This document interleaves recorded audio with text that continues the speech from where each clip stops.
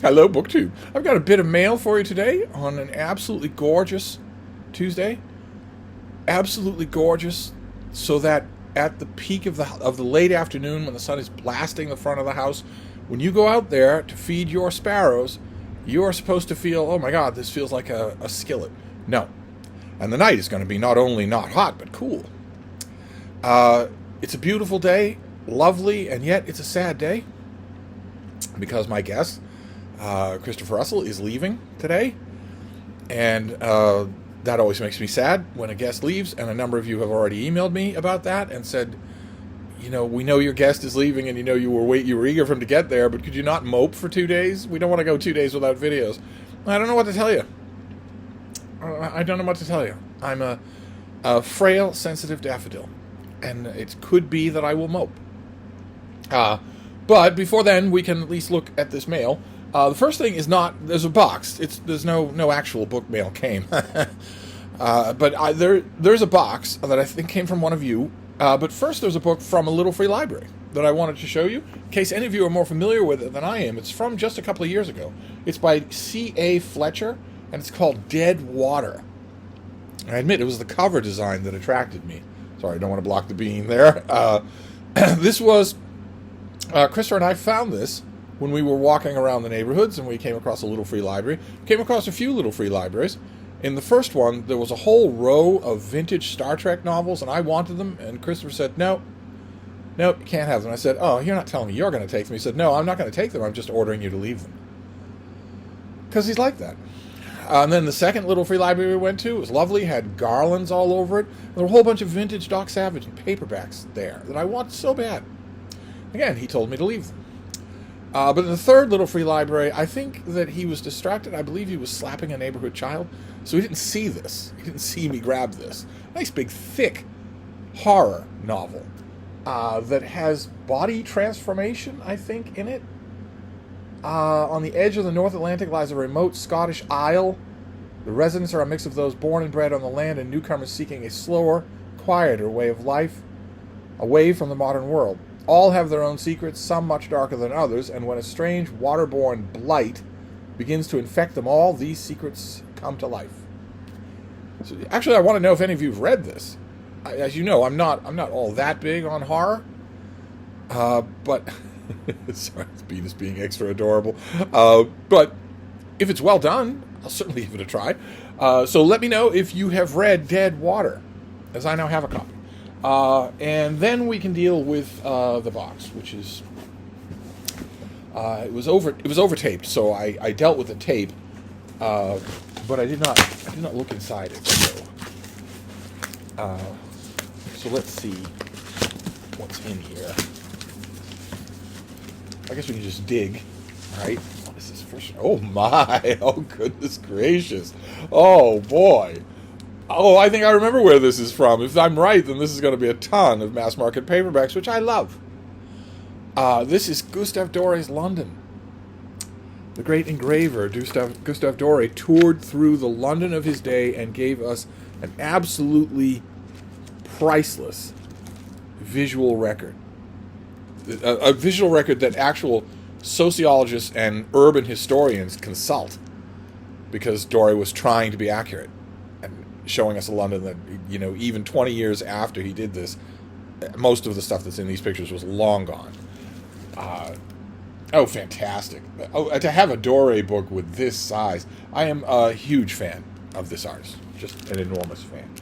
And there is a big omnibus volume of Doré illustrations for the Bible or Orlando Furioso or Paradise Lost or the Inferno or whatever. And I forget who the publisher was, but a publisher brought out all of them together. All of those were thin. First they were illustrations in special editions of the books, but then they were issued in thin volumes on their own, without the text, just the quoted line that illustrates the picture. And I had all of those. Dover did all of those once upon a time, and I loved them. And the omnibus edition I have in the little book room has all of those, but it doesn't have any of this. This was separate, because there's a lot of prose in this thing. So that's great. What a way to start. All right, now let's see. Yeah, okay, mass market paperbacks. We have Lon Wright. This is an ace double. So we have Lon Wright, The Pictures of Pavan. And then you flip it over, you get The Youth Monopoly by Ellen Wobig. Surely Ellen Wobig is a pen name. These old ace doubles, the white and blue ace doubles. Another ace double. This is Lawrence Janifer and S.J. Tribich. Those can't be real names. Those have to be pseudonyms. This is The High Hex. And then when you're done reading that, you just flip it over to The Rim Gods by A. Bertram Chandler, which is a name I do know. This is great. Oh, this is so nice of you to do. Another ace double. This is Robert Laurie, A Harvest of Hoodwinks. You can count on these ace doubles to have these great covers, just great retro covers. And you flip that over and you get that. Masters of the Lamb. Send a Spy to Find a God by Robert Laurie. That's all right, let's just keep going here. Another A. Bertram Chandler, The Space Mercenaries. Like that, huh? Wow. And then you flip that over, and you've got Emil Petija, The Caves of Mars. And there is a typical Martian tyrant herding his crowds of NPCs to work in the dilithium mines or whatnot, what have you. Okay, Philip High, These Savage Futurians. Earth was their library. And then you flip that over, and what do we have? John Rackham, The Double Invaders. When the sky falls, we attack. You should just get these things. The price wasn't exorbitantly more than a little paperback would be on its own, but you got two books. And even decades ago, when you would run across these things, but just by the mountain load in a secondhand bookstore, even decades ago, I thought these are going to be intensely collectible someday. They were only made for a few years. They are very distinctive. None of this artwork has ever been reproduced. A lot of the books themselves, the novellas that form one half of an ace double, a lot of those books have never been reprinted. Those authors have never had complete volumes or a standard set or anything like that. And that's how you make something collectible. If all those variables start to be in place. Okay, Jack Sharkey is the next one. Ultimatum in 2050 AD. Just a couple of little notes for Ace Double. Of course, when you did this, 2050 was unthinkably far away, right? It was probably 100 years. 1965 is when this came out. Whereas most of you are going to reach 2050. You're going to wish you didn't, but you're going to reach 2050. So that's one little caution I would add. It's not going to be giant killer robots. It's going to be that the people who are patrolling the streets of your neighborhood, and don't think just America. It's going to be that the people patrolling the streets of your neighborhood can just decide, I'm kind of thirsty. I might like some food. They just walk into your home because it's illegal to lock the door, and they can take whatever they want. That's going to be the ultimatum in 2050. But the other thing is that AD, Anno Domini, the year of our Lord, takes an object. It's not a temporal descriptor. It's the part of a prepositional phrase. So it goes in front of the date, not behind it. So Christopher's trip is ruined. But we'll flip this over. Bruce Ronald, Our Man in Space. Who is that model? Some of you must know. He is all over covers in the 60s. Who is that model? Wasn't he even one of the models for Doc Savage?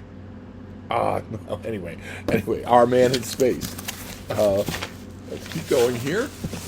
John Campbell, the author of The Thing, and the famous science fiction impresario and editor, and this is an actual piece of fiction by him, long fiction. Most people have only read that one short story by him and nothing else. They just know him as a figure in the institution.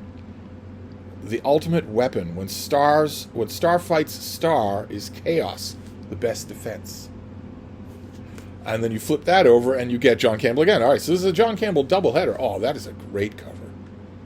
The Planeteers, Penton and Blake, Space Explorers Unlimited. Look at that. That is a great cover. I mean, all these are great in a cheesy kind of way. That's actually legitimately good. Let's keep going.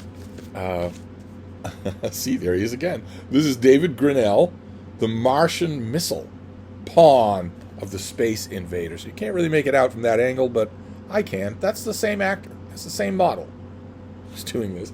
And then you flip this. Oh, right. Okay, this is the Atlantic. I have this one, I think. The Atlantic Abomination, John Brunner, who people forget.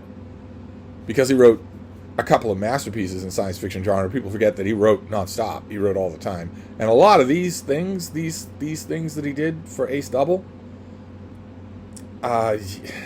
they form an interesting mosaic on their own. Because he would bang them out for Ace Double.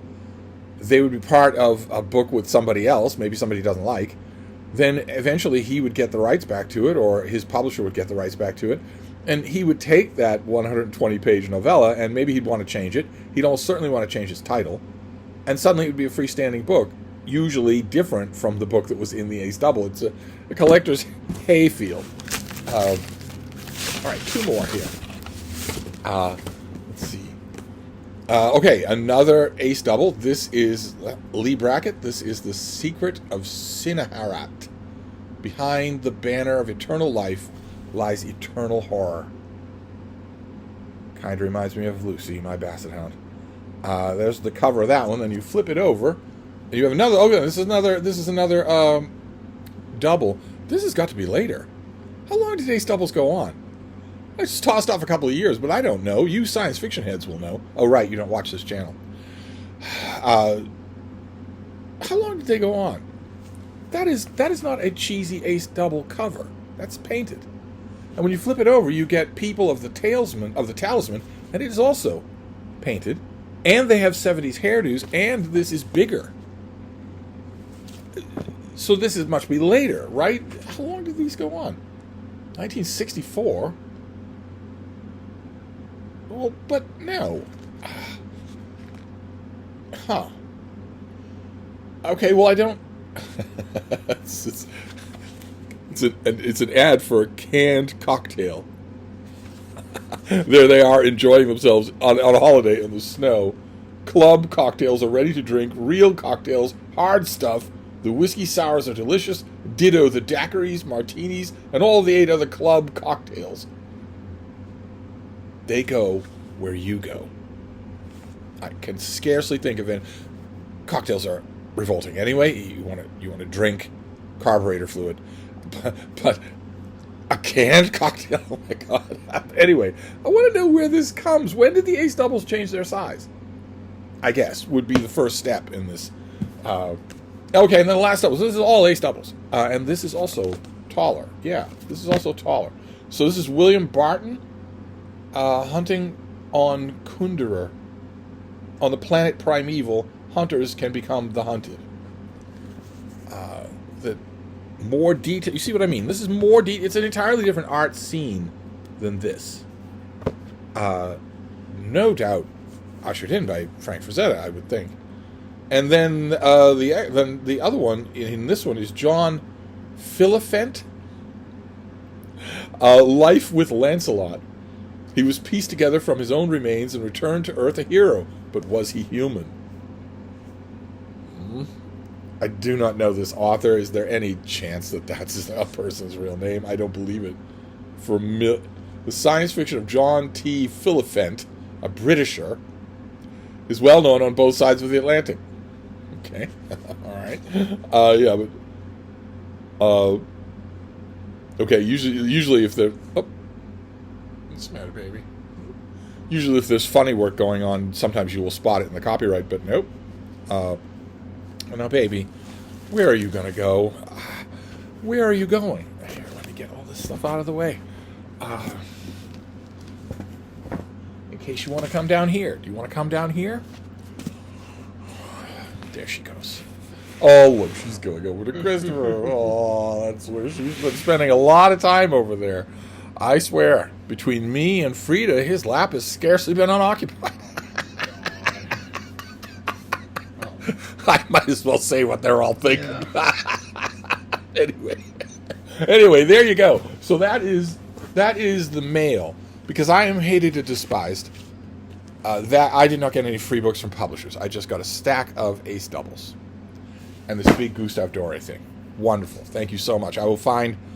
Okay, we're about to have a cataclysm on the floor, so I will wrap this up. I will find the person who sent these and thank them. That is wonderful. And in the meantime,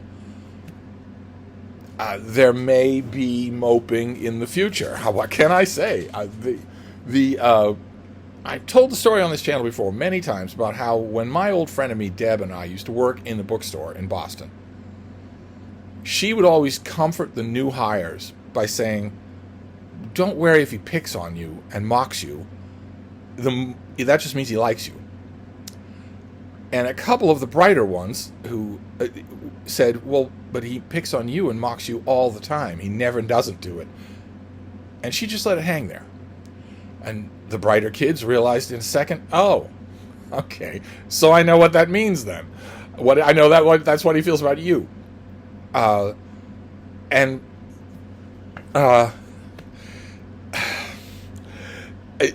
can't help it. It's the same way. When a guest goes, I feel miserable, and I don't want to make videos when I'm miserable. So we'll see.